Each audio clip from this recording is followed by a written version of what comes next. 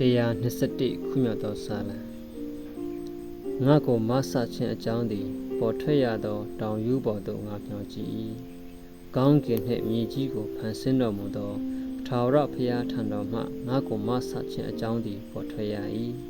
သင်၏ခြေကိုချော်စေခြင်းဟံအခွင့်ပေးတော်မမူသင်ကိုစောင့်တော်သူသည်အိတ်တော်မမူအကယ်စင်စစ်ဧဒီလအမျိုးကိုစောင့်တော်သူသည်ငိုက်မြေအိပ်ပျော်ခြင်းရှိတော်မမူထာဝရဘုရားသည်သင်ကိုစောင့်တော်မူ၏ထာဝရဘုရားသည်သင်၏လက်ရဖက်၌ရှိသောသင်ခိုလုံရာအရေးဖြစ်တော်မူ၏နေ့အချိန်၌နေအားဖြစ်၎င်းညအချိန်၌လာအားဖြစ်၎င်းအထီးအခိုက်မရှိရာ